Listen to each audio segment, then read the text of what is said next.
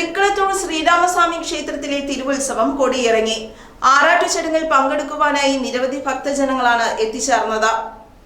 തിരുജടയിൽ ചന്ദ്രകലയോടുകൂടിയ ശ്രീമദ് അഗസ്ത്യമുനിയാൽ പ്രതിഷ്ഠിതമായ ചതുർബാഹുവായ ശ്രീരാമചന്ദ്രനാണ് ഈ ക്ഷേത്രത്തിലെ മുഖ്യ പ്രതിഷ്ഠ. ഉത്സവത്തിന്റെ ചടങ്ങുകളിലൊന്നായ ഉത്സവബലി, പള്ളിവേട്ട, ആറാട്ട് എന്നിവ ദർശിക്കുന്നതും ശ്രേഷ്ഠവും പുണ്യവുമാണ്. അതിനാൽ നിരവധി ഭക്തജനങ്ങളാണ് എത്തിച്ചേർന്നത്.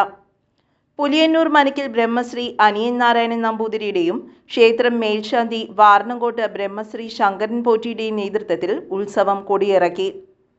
ശബരിമല മുൻ മേൽശാന്തിയും ക്ഷേത്ര രക്ഷാധികാരിയുമായ AR രാമൻ നമ്പൂതിരി ചടങ്ങിൽ സന്നിഹിതനായി. ഈ നാട്ടിലെ ഒരു ദേശീയ ഉത്സവമാണ് തൃക്കളത്തൂരെ ശ്രീരാമസ്വാമിയുടെ ഉത്സവം. ഇവിടെ ഹനുമാൻ സ്വാമിയുടെയും ഭഗവതിയുടെയും അയ്യപ്പൻ്റെയും ഉപദേവന്മാരുണ്ട്.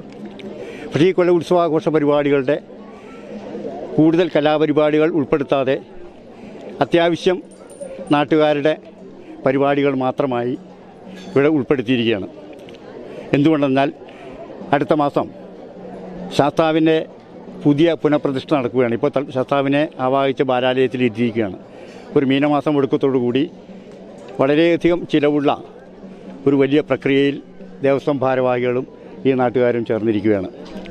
അപ്പോൾ കലാപരിപാടികൾ കുറച്ച് ഉത്സവത്തിന് ഭംഗം വരാത്ത ഇവിടുത്തെ മറ്റ് 3 ഊരായ്മക്കാരുണ്ട്.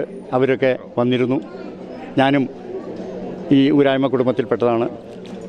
ഇവിടെ പ്രത്യേകതയുണ്ട്. അവരൊക്കെ വന്ന് തൊഴുത് മാരാര് പാണി കൊട്ടി ചോദിച്ച് അവർ വന്ന് തൊഴുതോ അവരുടെ സാന്നിധ്യമുണ്ടോ എന്ന് ചോദിച്ചിട്ടാണ്. അനവധി ചടങ്ങുകൾ ഉത്സവത്തിനുണ്ട്. ആറാട്ടുകടവിലേക്ക് പോകുന്നതിന് മുമ്പായുള്ള പാണികൊട്ട് ചടങ്ങ് നടന്നു. അഹസ്യ മഹർഷിയുടെ ഹോമകുണ്ഡമായ സ്ഥലം ക്ഷേത്രകുളമായി മാറിയെന്നാണ് ഐതിഹ്യം. ചടങ്ങുകളിൽ പ്രധാനമായ ആറാട്ട് നടന്നത് ഈ തീർത്ഥക്കുളത്തിലാണ്.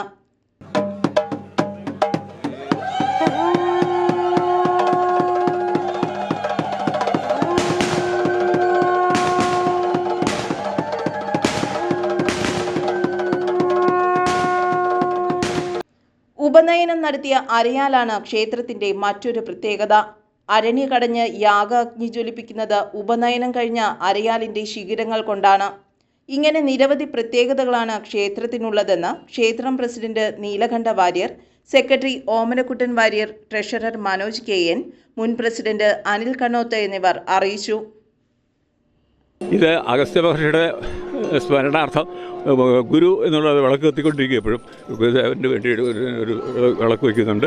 അവിടെയൊക്കെ ആൾക്കാർ വന്ന് പ്രാർത്ഥിച്ച് പരിപാടികൾക്ക് നടത്തിക്കൊണ്ട് പോകുന്നു. ധാരാളം ഭക്തജനങ്ങൾ, നാട്ടിലെ ഭക്തജനങ്ങൾ ഈ തിരുവോണം ആറാട്ട്, അതായത് മകരമാസത്തിൽ തിരുവോണം ആറാട്ട് വരത്തക്കുള്ള 8 ദിവസത്തിൽ, ചില ദിവസം ജ്യോതിയിലായിരിക്കും, ചില ദിവസം വിശാഖത്തിലായിരിക്കും. എന്നാലും തിരുവോണത്തോടുകൂടി 8 ദിവസം കിട്ടത്തക്ക രീതിയിലാണ് ഇവിടുത്തെ ഉത്സവം നടക്കുന്നത്. അതാണ് ഇവിടുത്തെ ഇതാണ്. അപ്പോൾ ഇന്ന് അതിൻ്റെ തിരുവാറാട്ടാണ്.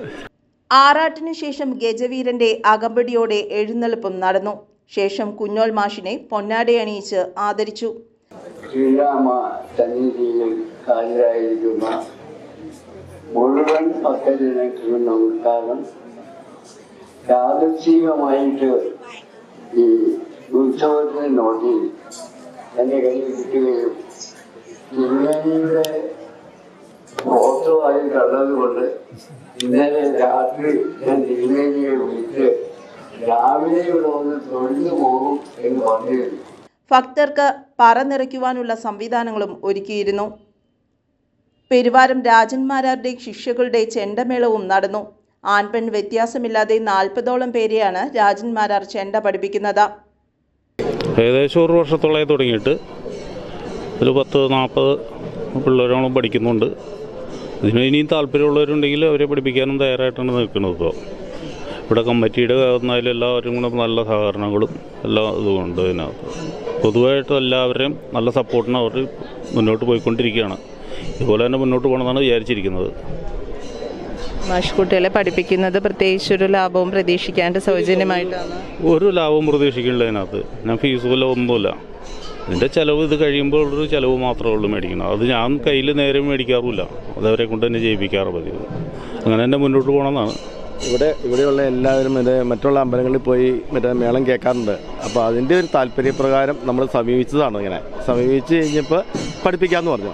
അപ്പോൾ അത് കാരണം ആദ്യം ഒരു ബാച്ച് ഇറങ്ങി കഴിയുമ്പോഴത്തേക്കും വേറെ പിള്ളേരിങ്ങനെ വന്നുകൊണ്ടിരിക്കുകയാണ്. ഇപ്പോൾ രണ്ടാമത്തെ ബാച്ച് ഇറങ്ങി, ഇനി ഒരു ബാച്ച് ഇറങ്ങാൻ പോകണം അതിനകത്ത്. പിന്നെ അടുത്ത് പിള്ളേർ വന്നുകൊണ്ടിരിക്കുകയാണ് ഇപ്പോഴും അതിനകത്ത്. അപ്പോൾ മാക്സിമം എല്ലാവരും പഠിപ്പിക്കുക എന്നുള്ളതാണ്.